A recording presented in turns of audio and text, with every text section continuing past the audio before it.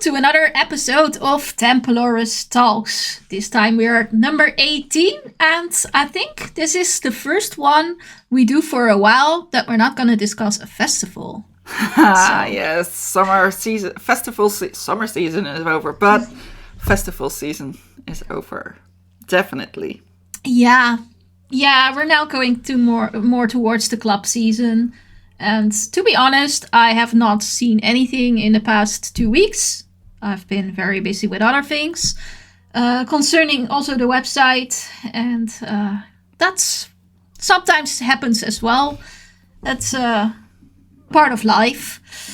But you have been to a concert. Yes, so but only one. I want to hear all about it. All about it. Well, last Friday I went to see Apocalyptica, the Finnish cello metal band, as they call themselves, the best on the planet.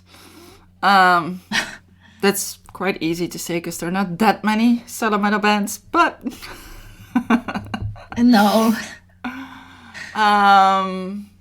And they brought the Raven Age with them as a support act. Yeah. I've seen them earlier this year on Derby Rock Festival. A band from the UK. I've reviewed them a couple times, I think. Mainly their album, I think. So, how did you like them? Well, I like them, but that's also it, I think. Yeah.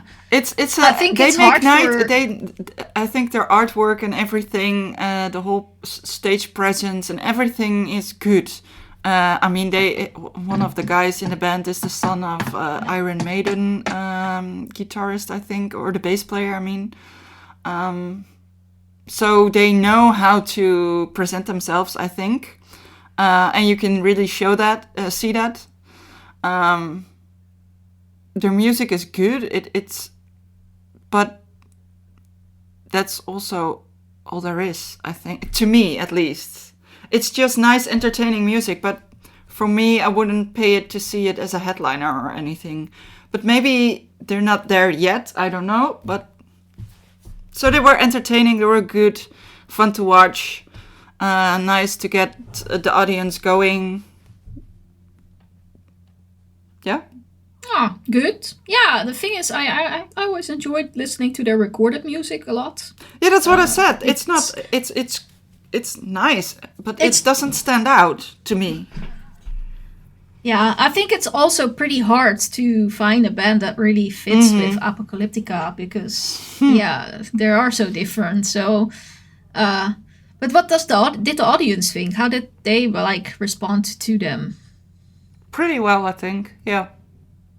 They interacted nicely, but that's the thing. I saw the Raven Age in the summer, and their equipment or the sound died for over 4 times. They had some problems with the system there, with the output. But even though through that they kept the audience entertaining and I don't think anybody walked away. So that's a skill, I think, and that's what I said. It's a good band. They're playing really good, nice music, but for me, just nothing special. It doesn't mean it's not good. I mean, it's definitely very nice to listen to. They have a good show, but maybe it's also because,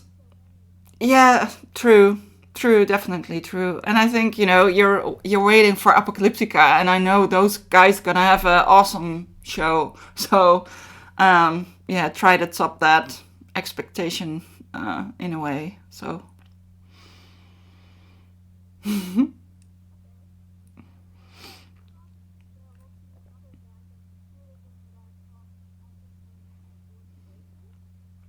Yeah, I think it's like half of the tour, the Raven Age is doing support band, and there's another band somewhere later on. Yeah, I think I saw it in my email, but that's good. Yeah. So if people want to see multiple times, at least they have some variations.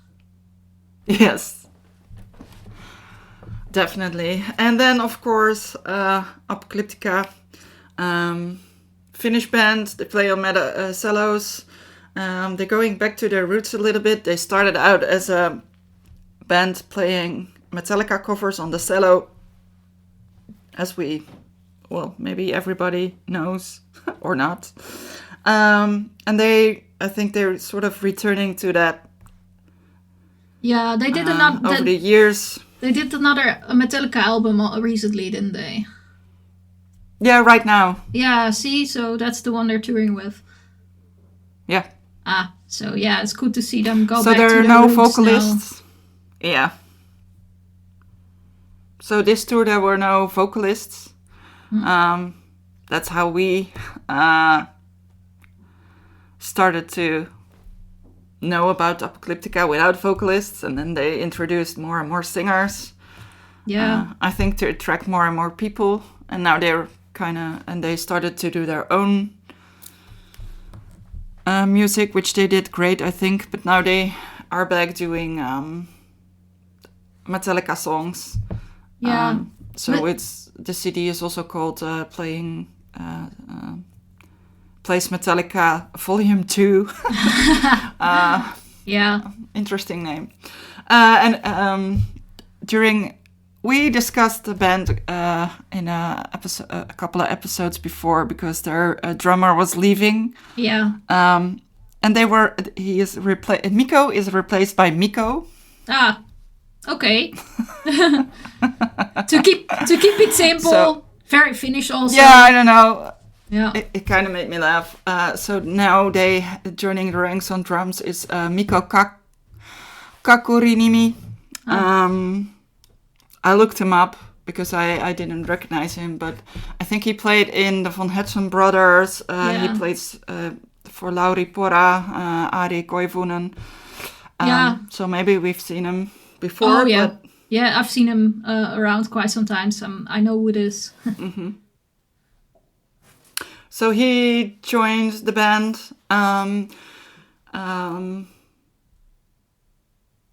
I have not listened to the new album many times. I believe the Mikko Siren still drummed on the recordings. Yeah. The difference to me, but I have to say the difference, the last time I saw Apocalyptica that I really, really remembered as Okay. Yeah.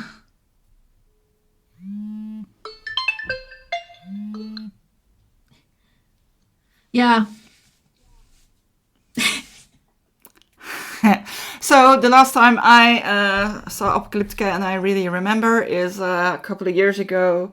And I think Mikko found its way. He made something of being the backbone of the band, I think. Yeah. And I think I missed that a little bit with this new drummer. Yeah, but he can grow. Because I think Mikko built his own drum kit, you know. If you remember, he built his own drum kit and he experimented a lot with the sound, and so now it just sounds like a drum. Which is not a bad. It's just different in my experience. So yeah, I'm curious how this will grow in the future, if he stays on or not. But the show was great. They started out behind a curtain. And the curtain didn't drop before the guys entered the stage. They were already playing behind the curtain for I don't know, half a minute, 40 seconds. And then the curtain dropped. But it was kind of... Yeah, but it was part of the show. Yeah, but so it was not an accident. I just don't like that. Yeah. But it added to the show because they played with the lights. Yeah. It was a white curtain. It was a white curtain, and they played with the shadows on the curtain. So it, and I like the whole stage presence. They had some very nice light strips on the whole stage from left to right. and they had a really nice show. I didn't know all the songs from the new album, so to me it was a lot of new things. I did listen to it before, but not that well. But at the end, they also played a couple of older songs from Metallica. Yeah. And I have to say, I think the audience did go a little wilder when they started to play those songs. Yeah, I think everybody who was there had a really good time. They had a really nice show. Sound was awesome. Light show was awesome. You notice they put a thought in the show, and not only we're gonna play a concert and we're gonna play some songs and that's it. No, they really thought it through, like how the songs fit after each other, and the whole lightning plan. It comes together. Oh, that's good at least. Yeah. So I think it's one of the. It's a good start of the indoor season. Ah, that's good. Yeah. Nice to hear. Putting the bar high, I think. Yeah, that's good. I'm curious what the rest will bring, at least. I'm sure Apocalyptica will cross our paths a little bit more in the next festival season, because obviously they're gonna be booked at places. So yeah, we'll see. Well, yeah, I guess they just started their tour, so they will be going through Europe, America, so and whatever. If you would like to see them, you can go out and check the website and go see them. Check them out yourself. Let us know what you think about it. If I'm right about the whole experience, let us know. Yeah, let's do that. Okay, well, since I didn't see any shows, I think I can tell the audience a little bit about some albums that I've been listening to. Mm-hmm. And the first one I would like to talk about is from a Dutch formation called Haliphron. And of course, we talked a little bit about them before because we saw them, I think, was it last year maybe, in Into the Grave. Saw them this year. And also in Stonehenge, I saw their show. And of course, I really liked it there, so I was surprised. I mean, they make symphonic black death metal. And like all of these members of this band kind of are known from their previous bands. We have some from Bleeding Gods, we have some from Isegrim. Got the Thrones. No.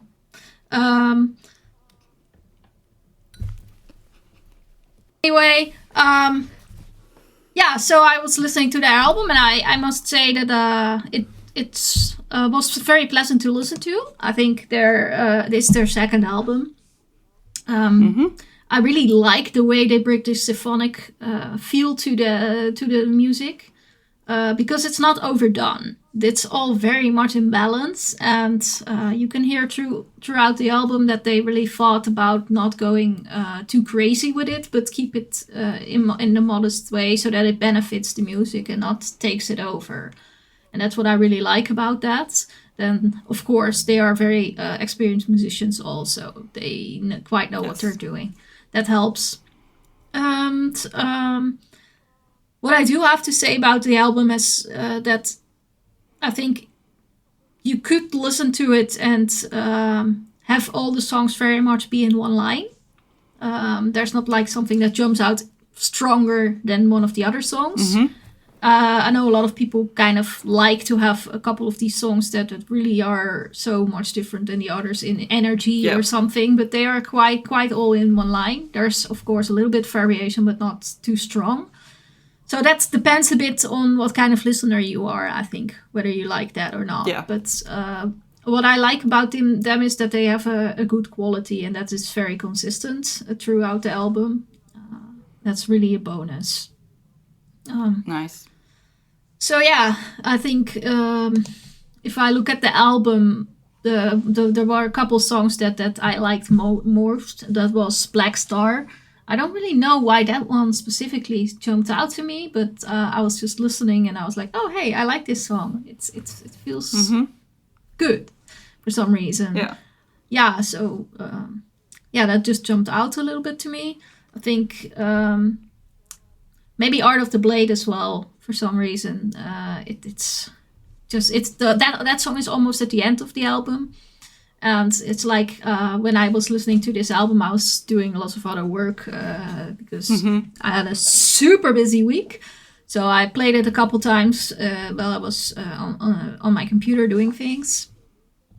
But it's nice if one of the last songs is one of the songs that stands out. I mean, that's quite an achievement, I think, because But that's just a way of how they, I think, how people put it together. Sometimes they want a lot of energy in the beginning, and some bands look more at keeping people listening for the whole track list. Yeah, and there's a lot of discussion about it. I think I remember that with some music professional discussions. We were talking about how an album becomes less relevant as a product, but it goes more about the individual songs. But because it makes sense, people listen to their songs a couple times, and then in the end, they're gonna just add their favorites to a playlist.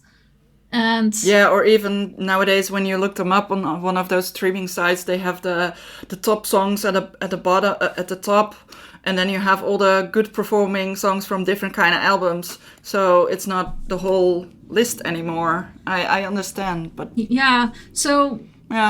I think I think in metal people are still prone to quite listening to the album, the CD. Yeah, but in the end, you're gonna know that there's more and more people gonna be picking their favorites after the first or second listen, and then just add these to a playlist and forget about the rest, which is a pity. Too bad. Yeah. But that is how it is nowadays, I guess. So for them to have that throughout the album, I think is interesting, a choice. And so how is the symphonic sound in this new album? Because I was actually listening to them yesterday, and the old album, of course, because I haven't listened to the new album yet, but and we saw them last year. And it made me giggle a little bit, because I was thinking, like, we both don't really love the symphonic metal bands that have female vocalists that most people think about. But this band has, of course, a female vocalist, but more in the death metal more corner. How do you say it? I think more and like... She is so different, but we like this. I mean, so it's still symphonic. Yeah, but you still have the whole orchestra elements, the keyboard. Or is it less on this album? You have to think more of the symphonic black. Not so much as that's totally different than those female fronted bands that we were talking about before. This is really more going into the black side, the dramatic touch that adds to that heaviness and the speed of the music. It's like I wasn't gonna say they sound like Epica or anything. I said it's a style we both like, because it's still a little bit symphonic, but it's so different because of the vocalist. That's what I wanted to say. So don't expect... No, really, you have to listen to the symphonic black part for that. It's not really that you are listening to an album that has these vocals being very symphonic. That's not what's add to that sound. That's the vocals are there for the heaviness. I was not saying that. And yes. And that's why we like it. Well, I think. I don't know. I just like it as a whole album. Yeah, there's nothing specific for that, to be honest. I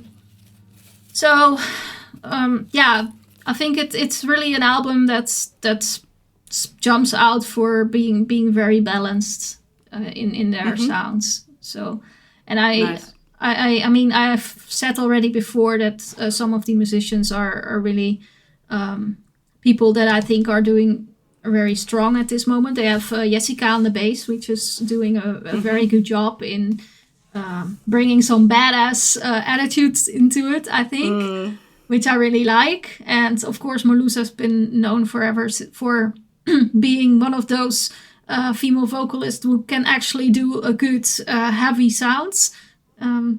Definitely. Yeah, she's of course groundbreaking in the Netherlands for what she did. And I think with her band Isegrim, she's been touring everywhere also. So for this band to pick up on that, I think I will see them go internationally easily, very much. Yes, definitely. I think they played Copenhagen last year, and I expect a lot from them. And what I like about Haliphron as well is that at least Marloes and the guitarist Jeroen, they're not just in a band. I think they're an example of the Dutch that live and breathe metal. Yeah. Because every festival, every place where there is a metal band releasing an album, they will always be there. True.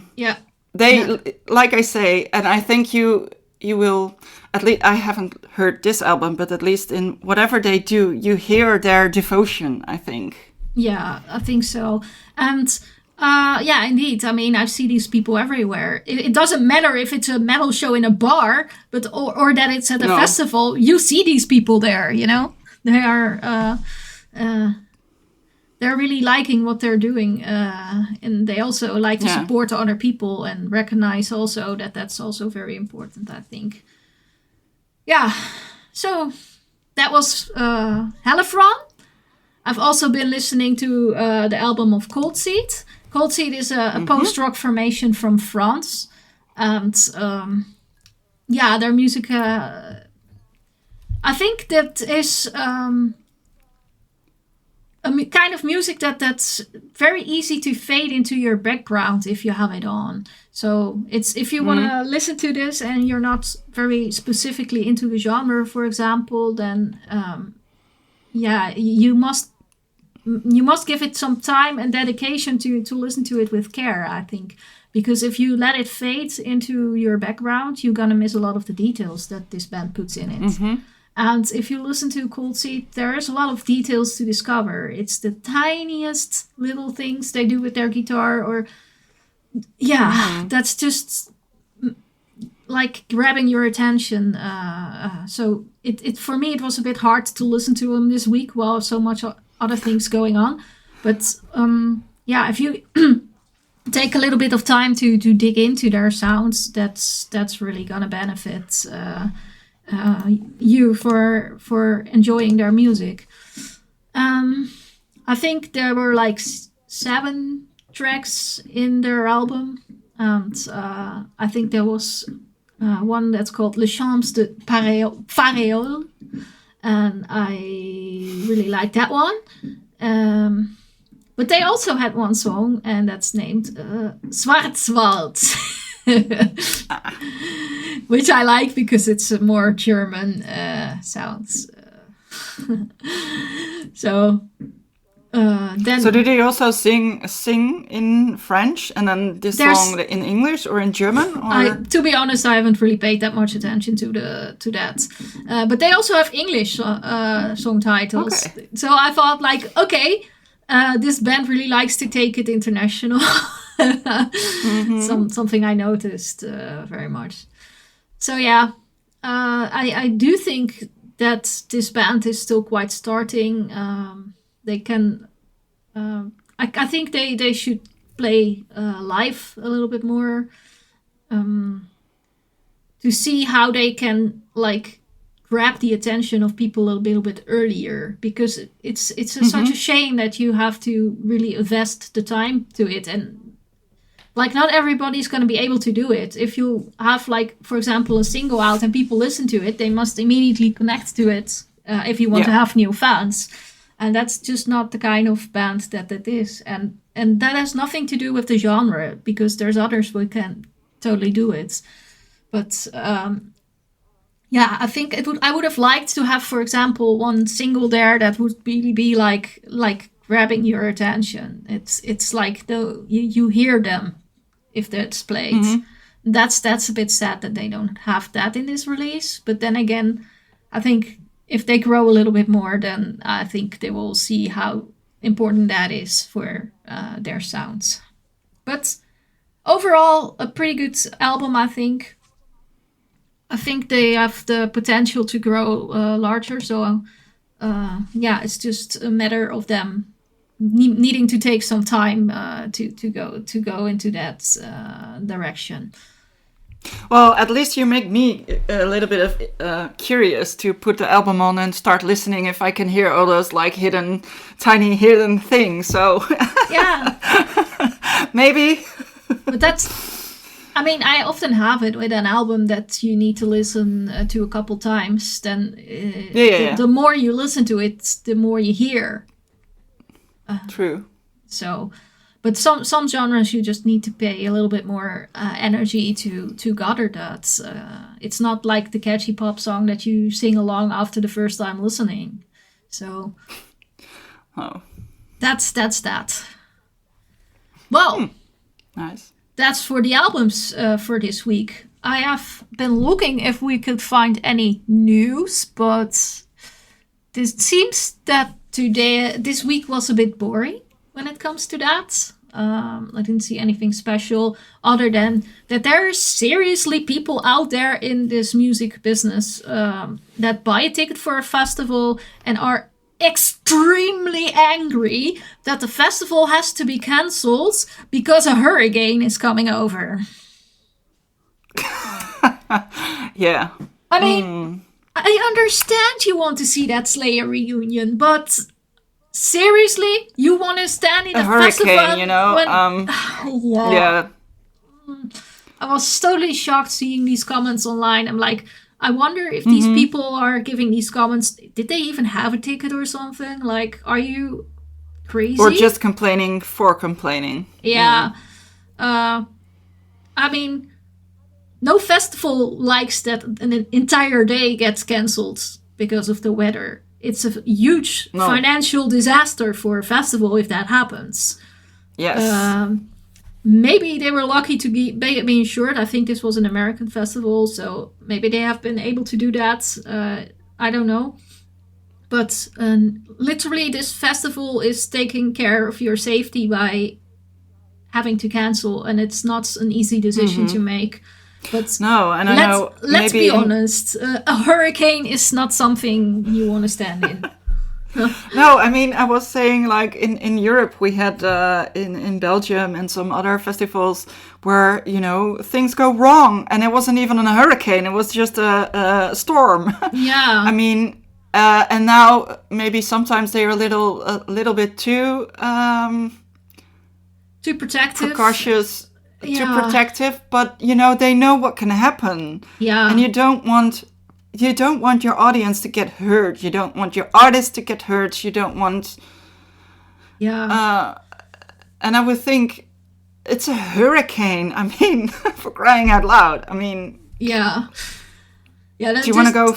No, I don't know. I mean, sometimes I'm just even more disappointed in humanity if there's people complaining about it. I'm like, oh my God.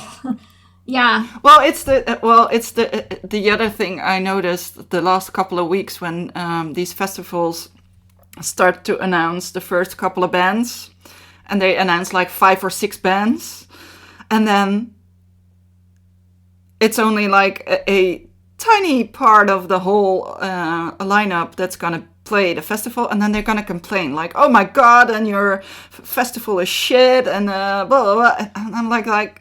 So much really, negativity. Did we turn in these negative? Yeah, really.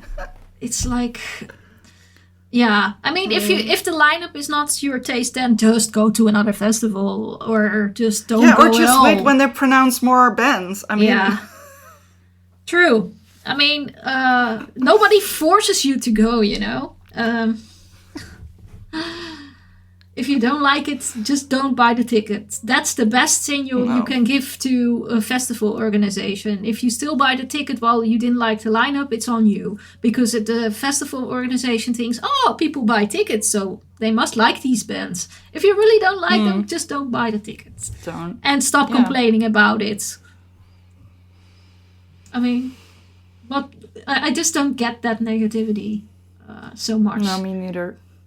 But we like to support all the bands that we kind of do like. So even though if there's like a couple of bands on the festival that later in the day headlining and we didn't like them, but there's a few bands playing that we do like, we will buy a ticket, or we will go to the festival because we like to discover new bands. So true. I don't know if are we more open or something, or I don't know, but I also have a little bit of the attitude that if I'm going to a festival, I'm going there because I think the lineup is interesting for our followers. Yes. True. And that doesn't always have to be the same as my personal taste. I can also very easily say something is good without me personally liking it. Mm-hmm. I mean, I have said many times, for example, Epica. I don't like Epica, but I can recognize that they are doing good music and they're very skilled. Absolutely. So that's something different. That's just how you look at it if you're reviewing a band versus your personal taste. I think doesn't mean that I have to torture myself by going there. No, but I mean. Yeah. Yeah, and festivals is also still a little bit something to enjoy the atmosphere, the people you're with, together listening to bands and having a good time, Yeah, that's true. And I think also that I mean, if you really don't like the lineup that much... Wait for club season. Yeah. And hope the band that you do like come to a club near you and go support the band in the club. And if you know so much better... That's the solution. If you know everything so much better, try organizing something yourself. Yeah. I mean, good luck with that. It's not that easy. Yeah. Exactly. So... yeah, you can't always get what you want. It might even be that a festival really wants to book a band that you even wanted to see there, but they're not available, or they rather go to some other festival who has a couple €1,000 more to spend, That's just how it is. I don't think Slayer's gonna play for a couple hundred people in your backyard. If you even can fit 100 people in your backyard. So, yeah, to be honest, that is also something you need to take in account, that bands might not be interested in playing in a festival that's too small for their size or something, It is not just that simple of, like, I put out some money on the table and this band will come. It's not.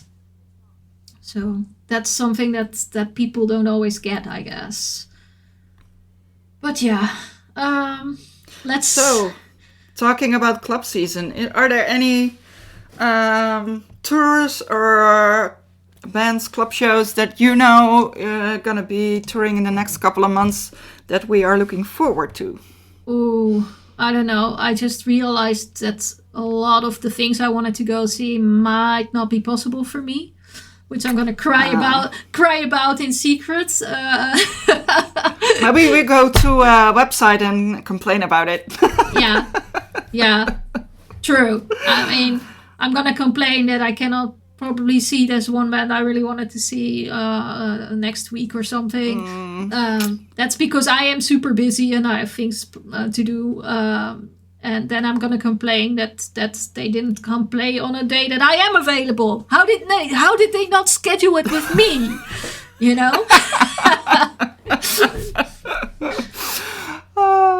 No, I don't know.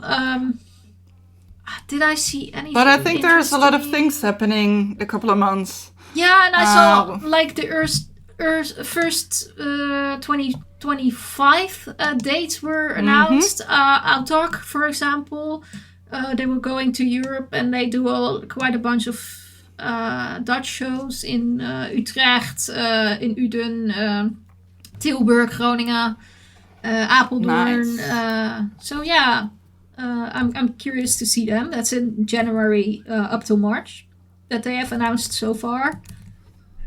That's cool. I think they also recently announced a new lineup.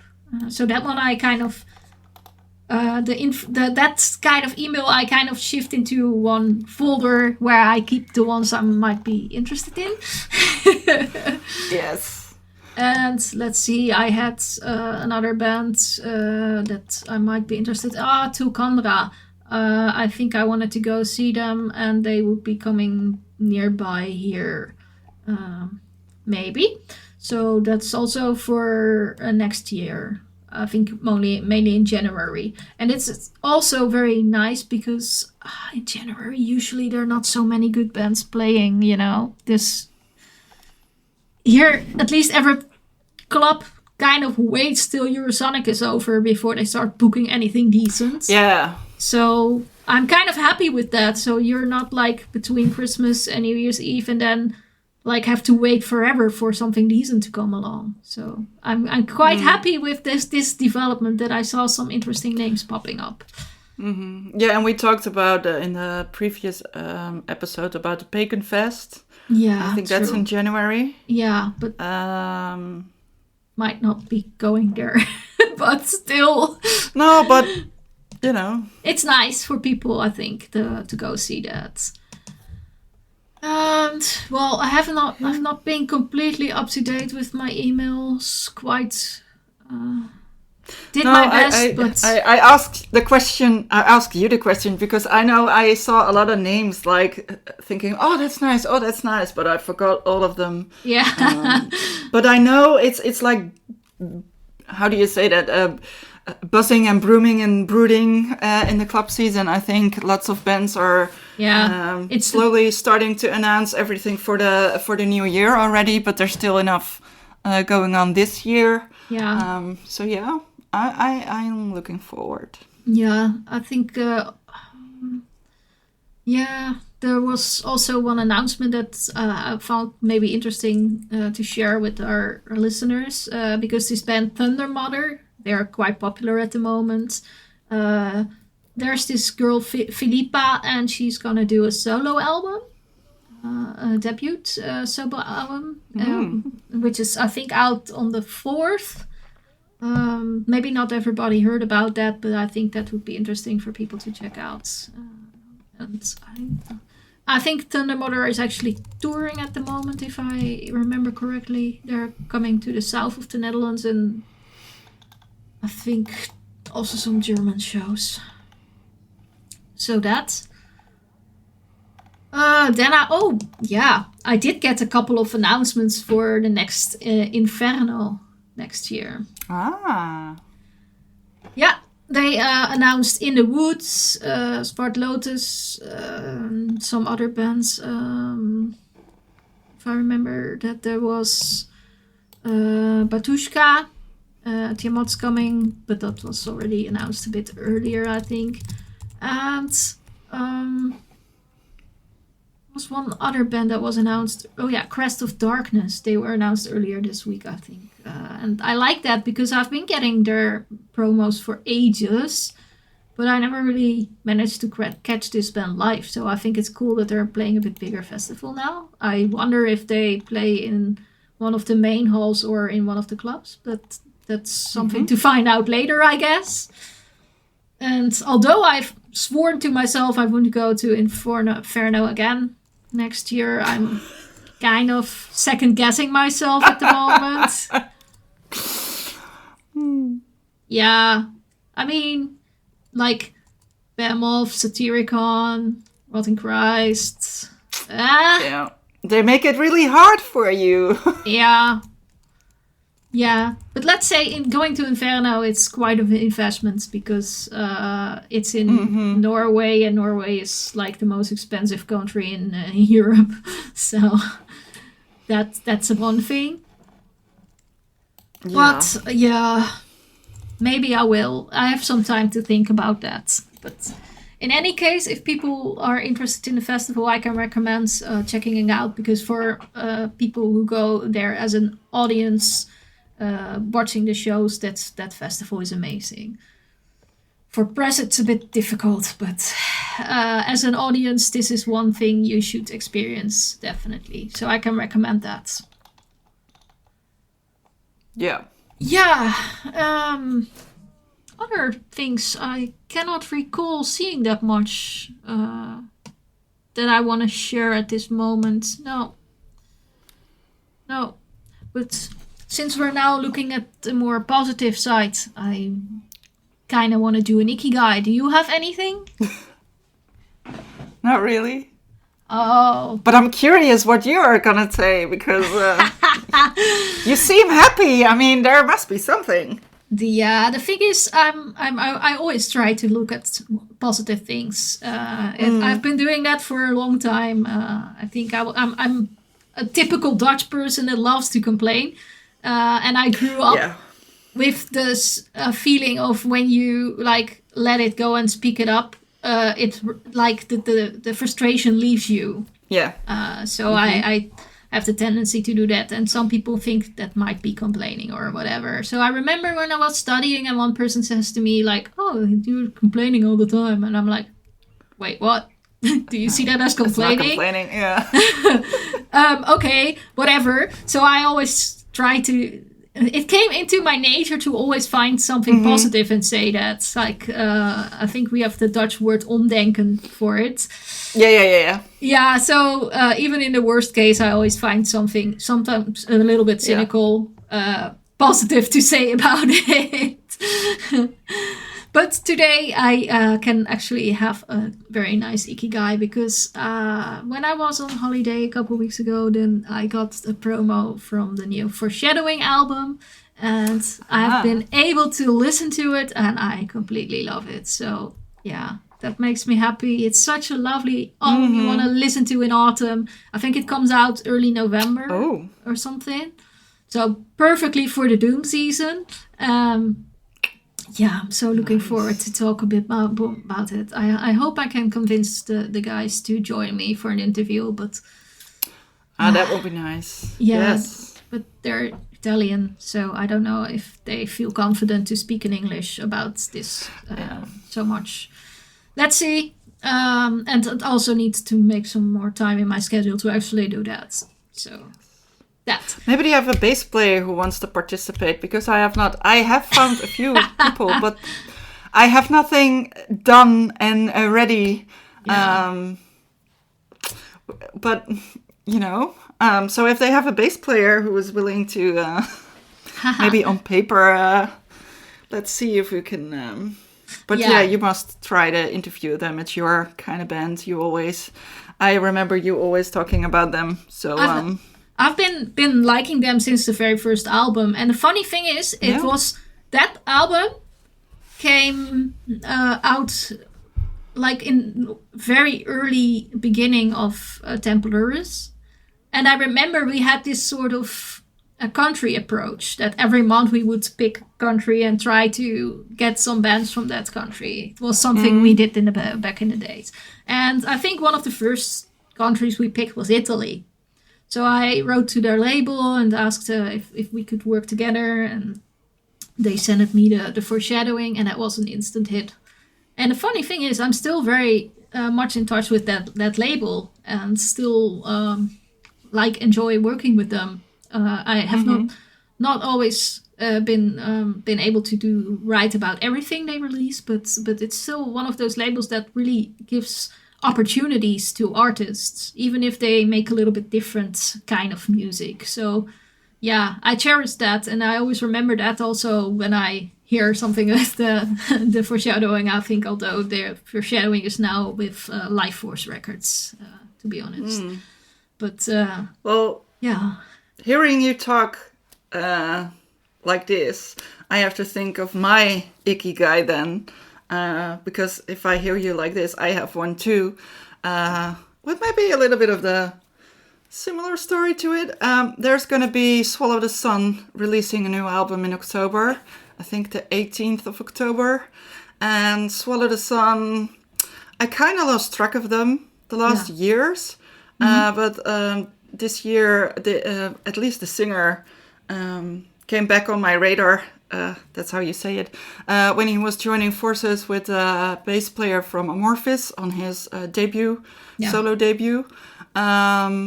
And I was actually falling in love with his voice again, because he is one of those that has a really, I think, delicate voice singing, but also a deep growl. And they're releasing their album. I think Swallow the Sun is also one of those albums that we know since the beginning of Templores. I've seen them many times with you. True. They come from Uvascula, or back in the past at least, where I studied, which for 6 months I didn't saw any of the guys there. I went home for a month, and then they played in my town, and then we met, which is kind of funny, I think. So I have this little funny backstory to it.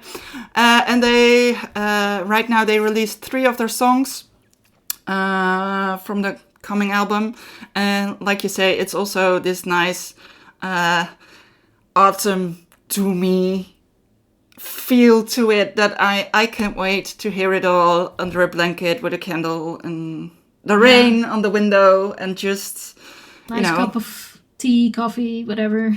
Hot chocolate, whatever. So now I'm looking forward. Thank you for reminding me. Yeah, that's cool. I think I also lost track a bit of Swallow the Sun as into liking them. And I think for me that happened when they played like 3 shows in Tuska for some reason. They had like every day they had a different set or so or whatever. I was like, okay, this might be a bit too much for me. Too much, an overkill. Yeah. So then I kind of left that a little bit for what it is. But yeah, maybe I'll see them somewhere around. It would be cool, because the live shows are always interesting in some way. Even though it's very slow music, I can still enjoy it to see that. And yeah, it would be good to catch up somewhere. Cool. So much positivity. I love it. Yes! I hope our listeners get positive too. So if you have an album, listeners, where you get really positive, let us know, because maybe we need to discover it, or maybe we do know, but we haven't talked about it yet. So let us know. Drop a comment or something. Send us an email. True. Yeah, and then I think the thing we have to look at is what was on our playlist this week. Well, other than the 2 albums that I've already talked about before, I think I've listened to The Foreshadowing, some more of The Foreshadowing. Then I listened in my car a little bit to Alcest for some reason. I thought, hey, I haven't listened to this album for ages. Let me put it back on. I listened some more to Dark Tranquility. Me too. Yeah. Because you recommended to me, and I fell in love with the album, so... I knew. That's why I said. I pushed a little bit. Yeah. Just a tiny little bit. Like, did you listen to it? No. Okay. 3 days later, did you listen to it? No. But you must. Please, you like it. Okay. I have my ways so that's how it goes. Yeah, I have my ways of making people listen to the music I think they would enjoy. It's also, I remember that I also force many people to listen to certain albums in my car. That's just how it does, but... No comment. If that's a way to find your new favorites, then that's what it takes, you know? Yeah, but it's a good album. I love it. Yeah. Yeah. Then I've been listening to some old stuff. I think some Manic Street Preachers. I always enjoy listening to their music. Yeah. I do that quite often in my car, but this case I was doing that at home. Sometimes it's nice to just switch up the what you're listening to and just... I think with Manic Street Preachers, it's always me thinking, why can I not sing? If I could be a good singer, that song's kind of what I would be singing all day. Nice. Unfortunately, I'm not talented, so No. Yeah. I actually had the same when I was listening to Duel. Yeah. After Baruch, I was thinking like, wow, if I could sing, I would hope I could do something like that. Yeah. Yeah. Funny. Yeah, there's a couple of these bands that you that are like that, Mm-hmm. So yeah, Manic Street Preachers. I think there's a whole story about me falling in love with Manic Street Preachers. That's, I remember one of my friends who was from Finland had been going through a bit of a rough time, and I remember that I was in some after party and talking to him about how he was like thinking about ending things, and while he was doing that, being semi drunk, he tried to show me like what he was considering doing, and I was like, "Don't do that, no." No, I believe you. Don't have to show me, And then in the end, I remember that we got back in, and then he started talking about his time in the UK. He lived in the UK for a long time, has been in bands, so he showed me some articles about that period where they've been writing about him, and then he told me a bit about these bands that he really liked, and one of them was just Manic Street Preachers, and of course people would know about that is that their singer kind of disappeared. So yeah, that's the whole story. We've been talking about that for ages, and then the thing is, I knew at that point the guy was like having financial issues because of everything he was going through. And he sold a lot of his stuff. And at one point, I remember some later, I ran into him, and he said that he had sold one of like most of his records to this one specific store. And I was like, whoa, that's like terrible. So I went to the store to see if there was anything left, and I managed to save one of the records that he sold there from Manic Street Preachers. It was still sealed. It's up to the day of today. I still own it. I have it waiting, and it's still sealed. I don't remember seeing the guy that much after that. I was always thinking that if I would see him in a better state of mind, I could return it to him. But the last times I've seen him, he was still not the best. So at some point, I hope he will be better. And until that time, that album is just gonna be there in my record collection, unplayed, cherished forever until the rightful owner gets it back, I guess. So that's my story a bit with the Manic Street Preachers. And even though I like them a lot myself, I just never could set myself to open that seal and listen to that record. I understand. So, well, thank you for sharing. I mean, yeah. It's funny how sometimes music connects us to times and feelings, and and people. Sometimes you just hear one song and you're back to the whole feeling, or back to the whole period in your life. I think it's one of the amazing things music can do. Yeah, that is. Music just unites people. And I think that was mainly it for me today, for this past week, 2 weeks basically, for what I've been listening to. It's like when so much is going on, that sometimes sometimes it's also nice to enjoy silence, if you're so busy. Well, yeah, that's it. So what was on your playlist then? Well, like I said, I've been listening to Dark Tranquillity because someone forced me to. I'm not going to mention any names, but you. So there was also Swallow the Sun. I listened to that. A little bit of Insomnium as well. What else? The Doors, I quite enjoy. And the Night Flight Orchestra, they're going to tour in the beginning of the new year. I think the end of January their tour starts in Europe. I hope to catch them. True, I got that one. Yeah, I got that email about that. True, I remember seeing it now. Yeah, cool. And actually, I also sometimes I don't know what to put on. You know, sometimes you have these moods and you know exactly which album is going to fit your mood and you play it. And sometimes I just don't know. So there's the thing on the streaming platform where they, I don't know, they make this sort of playlist by whatever you have been listening. They take things from there and they put other bands you never listened to. They put it together, mix it up. So I've been listening also to some new things. And I think I discovered a new band for me. I think it's Alt. Let me check. I have to say it correct, right? Yeah. Alt with double L. Mm-hmm. And they're actually touring around in Europe at the moment. I think they're support act of a band. Swedish band, I think.